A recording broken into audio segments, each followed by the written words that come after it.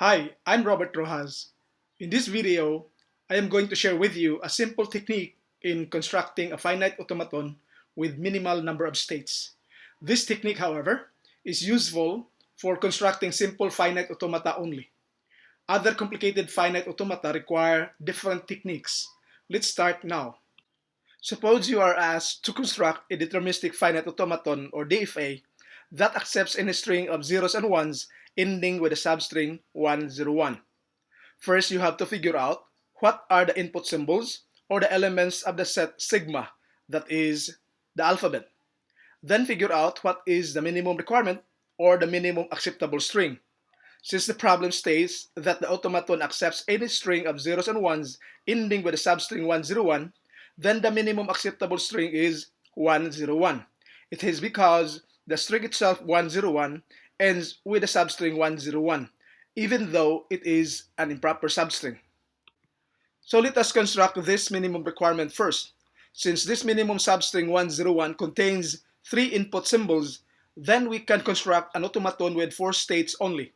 Let us designate Q0 or Q0 as the starting state and Q3 as the final state.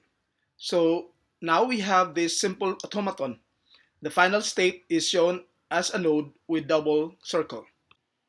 The next step to do is to provide a transition path or just path for the other input alphabet or input symbol, an element of sigma, which does not have any path yet from a given state. Since we are constructing a DFA, we need to provide a path for every input symbol from any given state. Let us start from Q0.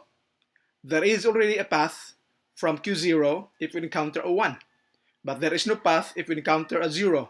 Since we are trying to form the string 101, we don't care if the input is 0 because we care about a 1 to start the string 101. So we can just look back to the same state, that is Q0, if we encounter a 0. Let us continue providing a path for input 1 from Q1. There is already a path from Q1 if we encounter a 0, but there is no path if we encounter a 1. If we are in Q1, we already encountered a single 1, which might be the start of the string 101. Since we are trying to form the string 101, and we have already encountered a single input 1, we now want to encounter a 0, not a 1, to form the substring 10. But if we encounter another 1, it can still be the start of the string 101. So we can just loop back to the same state, that is Q1, if we encounter another 1, because again, if we are in state Q1, we have encountered at least a single input 1. Let us continue providing a path for input 0 from Q2. There is already a path from Q2 if we encounter a 1, but there is no path if we encounter a 0. If we are in Q2, we already encountered the substring 10, which might be the substring of the string 101.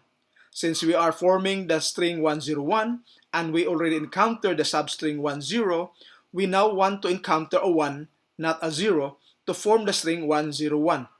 But if we encounter a 0, it makes the substring 100. This substring 100 cannot form the string 101 anymore. So we can just loop back to the start state, that is Q0, in order to start the tracking of the string 101 all over again. Let us continue providing a path for input 0 and a path for input 1 from Q3. It is because for a DFA, we have to provide a path for every input symbol encountered from a given state. We have to remember that if Q3 has been reached, the last input symbol encountered was a 1, and the substring encountered so far ends with 101, which is what we are forming or tracking. But the string 101 encountered so far may be just a substring of a bigger string ending with 101. So we have to continue scanning the remaining input symbols until all input symbols of a given input string are consumed. After the entire input string has been scanned, that is the time we have to stop scanning. Then the automaton determines whether the input string is valid or not. If the last state is one of the elements of the set of final states, then the input string is valid or acceptable or part of the language. Otherwise, the input string is invalid or unacceptable or not part of the language. So let us provide a path for 0 from Q3. Let us remember that if we are in Q3 and we still encounter a 0, then the string formed will no longer end with 101.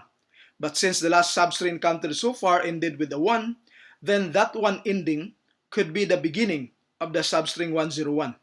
So, if we are in Q3 and we encounter a 0, it has to return to Q2 because the last two input symbols form the substring 10, which when followed by a 1 will form the valid substring 101 because it will go back to the final state Q3.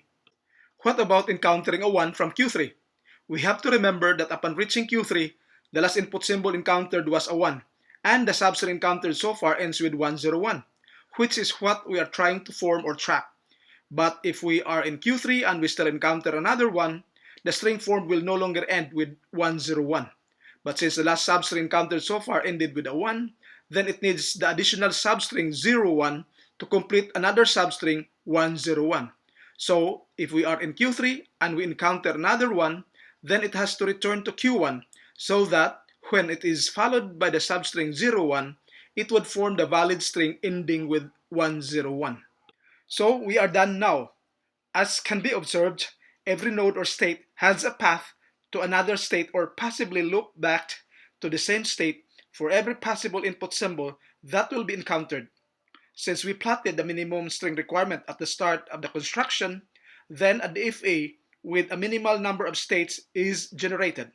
Try changing any of the paths constructed, and you will definitely end up having some invalid strings as acceptable and some valid strings as unacceptable. So there you are. Thank you very much. I hope this lecture notes in video form has helped you in some way in understanding abstract machines in your computer science journey. Bye.